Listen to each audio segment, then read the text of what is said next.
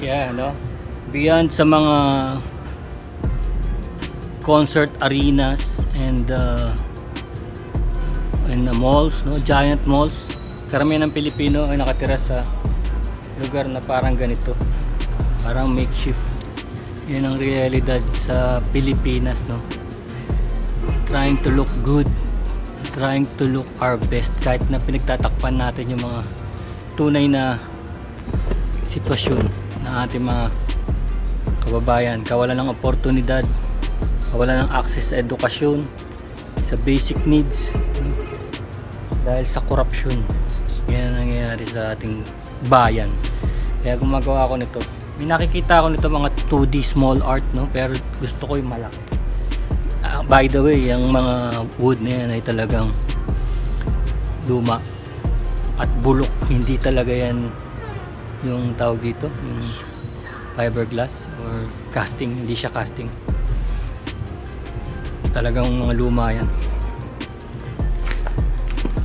Ngayon, lalagyan natin. Mag-eksperimento muna ako. Lalagyan ko ng mga parang tag. Alam nyo kasi sa mga bahay, yung sa mga informal settler, no, ang ginagamit nila materials, yung nakikita nila sa paligid, mga packaging o tarpaulin ng mga campaign, no? Tarpaulin para waterproofing, mga gulong, mga lumang yero na nakukuha nila sa junk shop o mga inaanod sa ilog, mga kahoy na bulok. Hindi sila maka-afford ng mga bago eh, kaya ginagawa nila, pinagtatagpi-tagpi nila lahat ng mga materials na nakikita nila sa paligid. Ganun lang gagawin natin. Mahirap kunin ng image na yun eh, pero pipilitin natin na. Yung iba magagaling, pero susubukan ko muna kasi kailangan yung may specific din na brands eh. Hindi rin pwedeng yung social na brand, pero titignan natin. Yun ang meron ako eh. Tignan natin.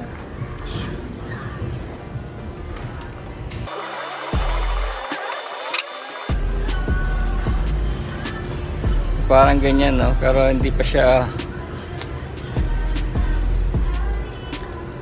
pa final, pero parang makulay yung bahay dahil because of the mga scrap material na ginagamit.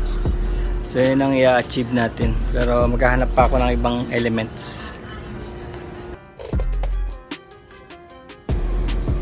So yan ang kinalabasan. Hindi ko na video kasi hindi ko rin alam gagawin ko eh. Basta hinahanap ko lang yung mga nangyayari sa mundo ngayon, kagaya ng mga poverty, no? Kaya nito, parang tutuan nila, kahoy galing sa lumang muffler, no? Tapos ito, siyempre festivities, fiesta sa Pilipinas.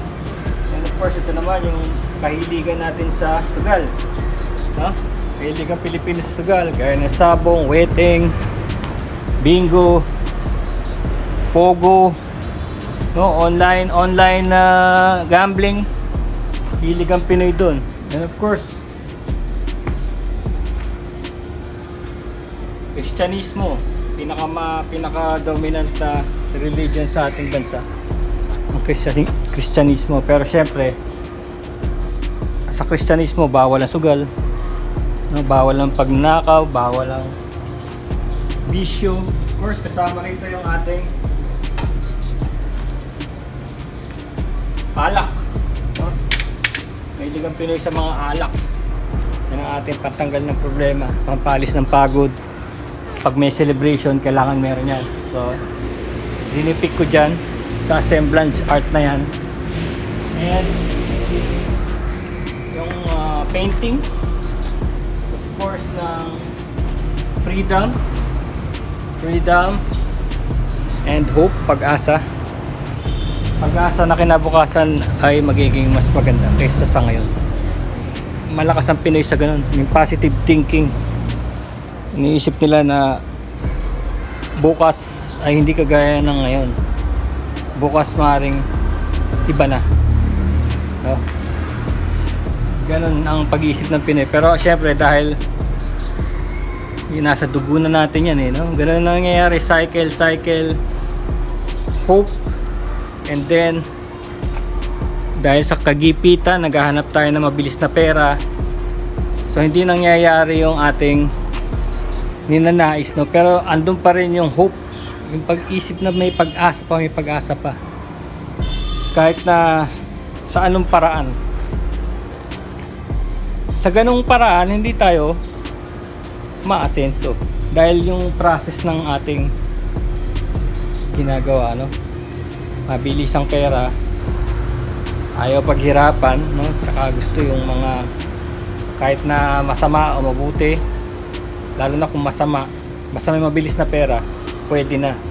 So parang da-divert yung ating religion, kahit na bawal sa religion natin, okay lang dahil gutom na sikmura, di ba? So yan yung semblance art ko. Maaari pang magbago yan tomorrow. Hindi ako nag-iisip ako eh. Tsaka syempre kung ano lang yung materialis na meron ako dyan sa bodega, yun lang yung may lalabas ko. Pero marami ako nyan, marami akong junk, marami akong yung bulok na yero, kahoy, original yan, hindi yan resin. So I'm happy with it. Maybe mapalitan yan bukas or yan natin Pero right now the balance is good, no? May mga bakal, may mga kahoy, may yero, may acrylic art. So kompleto, no? Lahat ng elements ng ating buhay nandiyan. May kuryente yung luma, breaker, naka-jumper. Tapa palang tubo ng tubig, no? Tingnan natin.